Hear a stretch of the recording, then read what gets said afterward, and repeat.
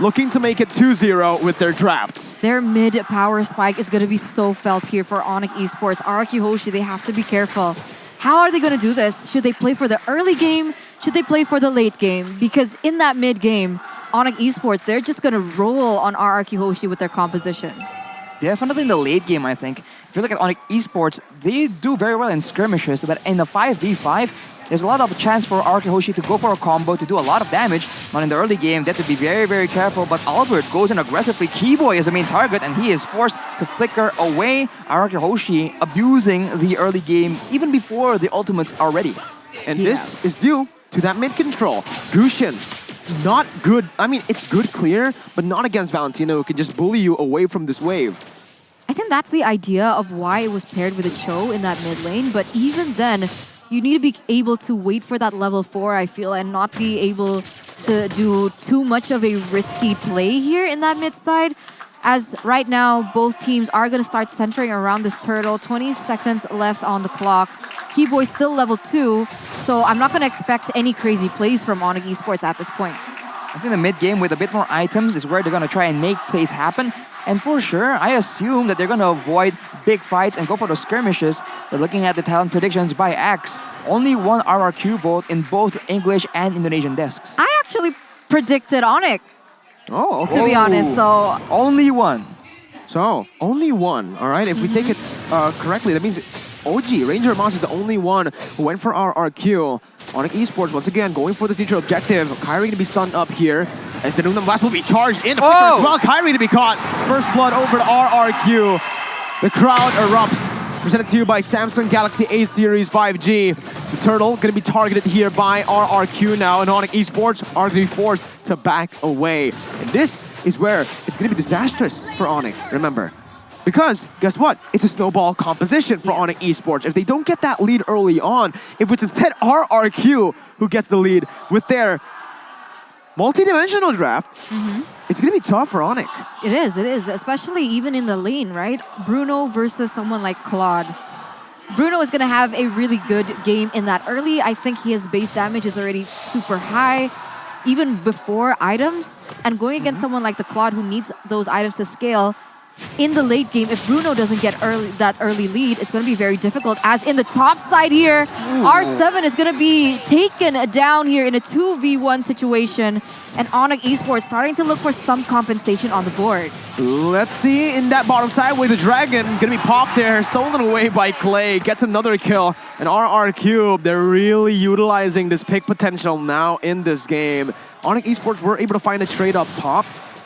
And unfortunately for ONIC, that's not the winning lane they were looking to play for, because the Bruno so far isn't able to really bully that Claude. The Claude has been free farming here. Remember, he also has the Avarice, so if they trade equally like this, Skylar will definitely have a massive gold lead if he keeps on building, Arashi. And usually, right, the team that has their gold laner ahead gets a bit more of an advantage in that mid game, because right now in the current meta, that gold lane marksman usually is the primary source of damage. So RRQ HOSHI pressuring really well on all facets of the map, and also making sure that Skylar is not shut down like in game number 1. That might be exactly the win condition that they need, because Skylar has shown that he is absolutely scary if he gets ahead. Silence now picks up the genius one, so lower cooldown. We'll see how much pickoff he can do though, because ooh, RRQ. Another pick here. RRQ so far just out-rotating ONIC Esports early on. And again, this is a massive question mark to ONIC Esports, who have, well, on paper, should have that early game power. The Bruno wasn't able to bully the Claude, and right now you can see even in the XP department, it's RRQ winning. Sans though doing the damage onto Vin. That's a roamer right now as he's trying to funnel the gold in onto CW. The shield comes up, the turtle's taken away, the shield as well. Oh my goodness, Vin is able to get out. That's one more shot by CW though. Finally able to get it, but look at the collapse from both Skylar and Albert. Executes.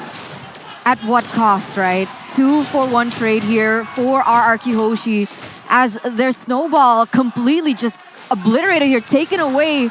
Kyrie still able to get that buff though, as there is going to be some compensation on the board. As Sans, Skylar still able to outmaneuver him, and Sans now is caught in a bad situation. Another pickoff for RRQ HOSHI.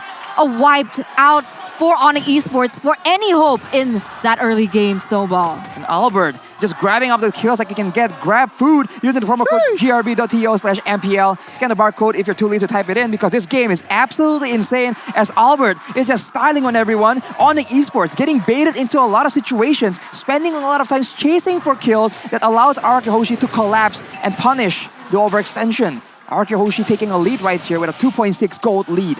Again, RRQ are finding momentum in game 2 instead of 1 like they usually do.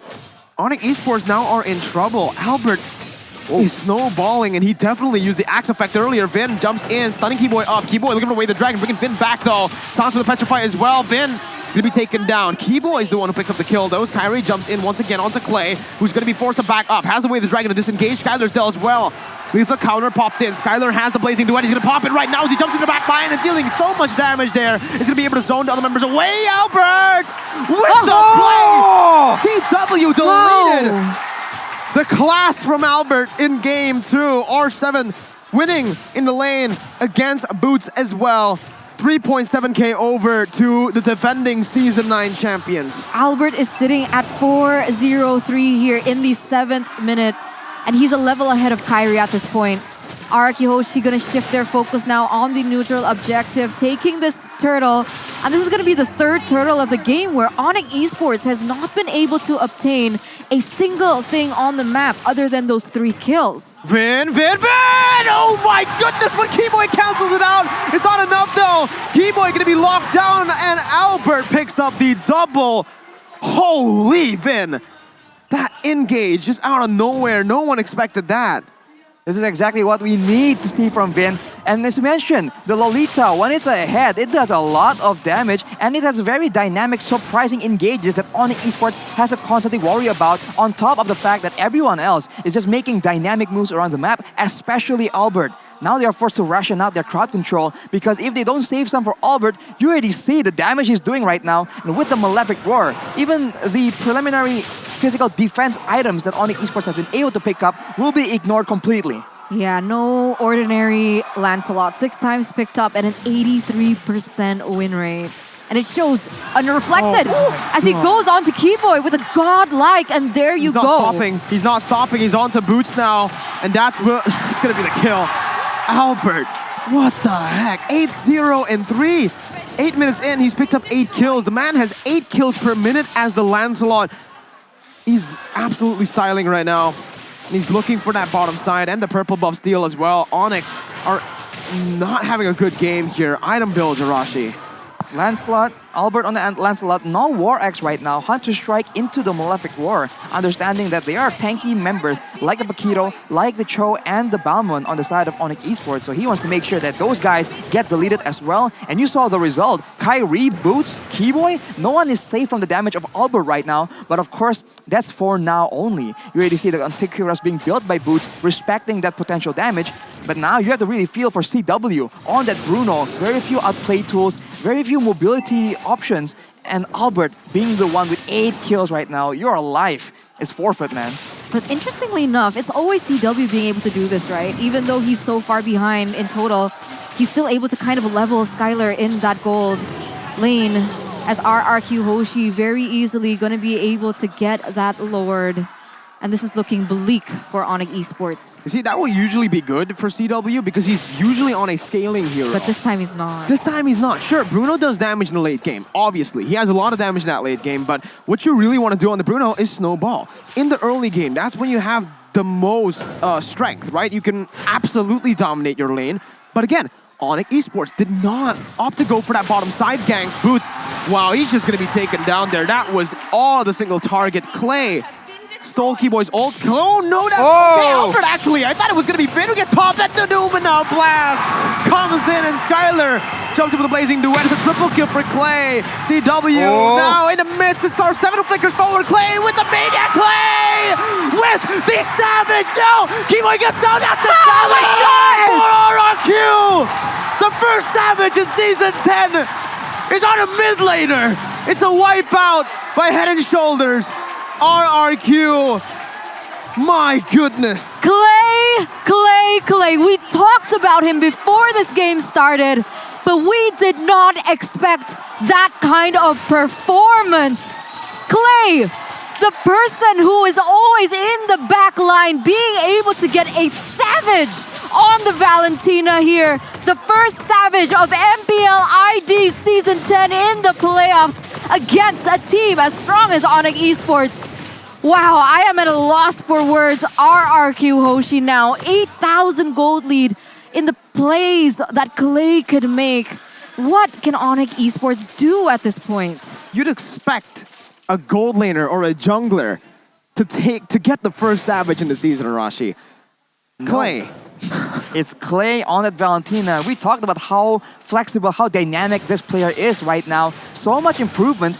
And now that begs the question, what is ONIC supposed to do? They take out Albert, and then they get absolutely wiped out. So how mobile, how aggressive RRQ can play, ONIC Esports, they can't even afford to use all their resources to take out one person because RRQ HOSHI will absolutely strike back. And if you take out Albert, Clay is now 7-0-7 as well. He has more than enough damage. And of course, Skylar is still scaling like a monster. ONIC Esports at a loss. So tough at this point, right? ONIC Esports, they don't have much high ground as well to defend this. 8,000 gold lead and counting. Skylar already with a Wind of Nature, so he can go in, use a Blazing Duet, and just not receive any damage, perhaps, from ONIC Esports. Maybe Sans will be the one that can change that, depending on the situation. But ONIC Esports, they need to ration out their spells. As we mentioned, they require some crowd control for Albert, now some for Clay as well as for Vin. And if they're a bit too careless, Skylar will come into the Blazing Duet. So they need Sans maybe to try and deal damage to him, because with the Wind of Nature, everyone else is going to take way too long for them to take him out. And with that in mind, with ONIC Esports zoned away, RRQ HOSHI take a free Lord 8k gold lead. Deja vu, but it's on a different team here for RRQ. Clay looking for that play. Sans is forced to use the ultimate defensively. And when you're on a Gusion, that just shows that your composition and just you in general, you've been outscaled. 9,000 gold lead for the team that should have the hold in the late game or in the mid game. Definitely not the early full like this. No, it didn't work out. The composition that ONIC Esports brought, unfortunately, it did not work out. And now RRQ HOSHI in the 13th minute with a 10,000 gold lead, approximately one item ahead of each of the members from RRQ HOSHI. And now they're going to look for the final siege. Well, we'll see. Once again, as that's the Enhanced Lord, RRQ can definitely look for a wipe here, but if ONIC Esports are able to micromanage properly with their CC and their damage, they should be able to defend it for now. Lord going to be cleared in the mid lane. RRQ don't care. They're going to go for that bottom side, taking it out. R7, the shot of damage there as the Numenab Blast will not connect onto anyone. That's a massive restore of the Flicker as well. ONIC Esports they're going to play, but it's going to be the taunt coming in. Now the damage as well. That's going to be Sans taken down. Boots in the midst as well. Lethal counter over just to get the immortality, and look at the damage everywhere onto the ONIC Esports members. CW is the only one left, and RRQ equalize in game number 2. 1-1 now, as ONIC Esports were able to get that really dominant game in game number 1, but it instantly Uno card from RRQ HOSHI in game